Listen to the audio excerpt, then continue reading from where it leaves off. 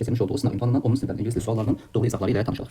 41-ci sualdan başlayaq. 41-ci sualda mətnin haqqında da soruşur. Əgər mətnə baxmısınızsa, mətn müharibə ərzində əsgərlərə kömək edən gənc bir qızdan, uşaqdan gedir. Yəni cavabımız oldu 41-də A variantı. 43-cü sualda bizdən false, yəni yanlış variantı soruşur. B-yə baxırıq. O sadəcə 5 mil sürür adını deyir. Amma mətnə baxsaq she rode for 40 miles. Miles daha doğrusu 40 mil sürür. Deməli 5 mil deyil. Bizə isə yanlış variant lazım idi, yəni B variantı.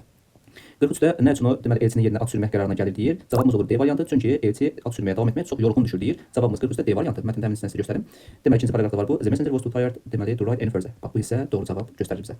44-cü sualda mətnin sonunda idi. C variantı olur. O bu gün qəhrəman hesab olunur. Çünki onun gecə əsgərlərə kömək etməsi, onların yığılması, daha doğrusu döyüş üçün yardım etmişdir bir çox əsgərə. Ona görə 44-də olur C variantı. 45-ci suala baxaq. 45-ci sualda generosity sözünün antonimini istəyir, yəni cömert sözünün. Bunun da əksi antonimi azgöz olar, yəni B variantı.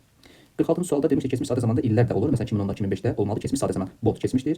Deməli moved keçmişdir. Cavab oldu C variantı. Hansı variantlardan qalsa şərhə yazın. Bax baxımdan da səhvlərin yerini göstərməyim burada.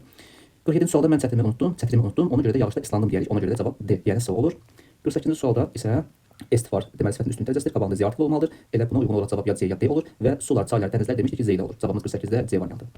49-da deməli, nəyisə düzgün, uyğun olduğunu göstərirsən, yəni nəyisə haqlı, düzgün çıxarırsan, justify sözü nəyisə haqlı çıxarmaqda olduğunu göstərmək mənaları vardır. 49-ya. 50-ci sualda isə deməli, tamamilə kök olmağı göstərir. Elə buradan bilirik ki, obesity sözü köklük anlamı var, yəni tərcüməsi var. Elə cavabımız olur D variantı. Və applicate sözdə for da istifadə olunur deyə cavab 51-də oldu Y variantı. Getdik o biri suallara. 52-ci suala baxaq. 52-ci sualda deməli, antonim istəyir kompleks sözünün kompleks qarışıq mürəkkəb mənası var, simple isə sadədir. Cavab 52-də D variantı. 53-də isə cavab deyir ki, deməli mən mətbəxdə tapdım, onu heç bir yerdə tapa bilmirəm. Deməli sual belədir, sən onu hara qoymusan asarlar. Harada sözü isə where did you put my keys? Cavab C variantı olacaq.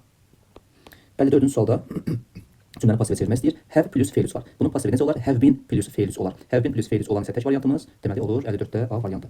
55-də isə qrammatik tapmağa çalışaq. A-da A-bunun tusu yoxdur, C-də tusu yoxdur. Kultdan maydan sonra tu olmazdı. Cavab oldu 55-də Y variantı.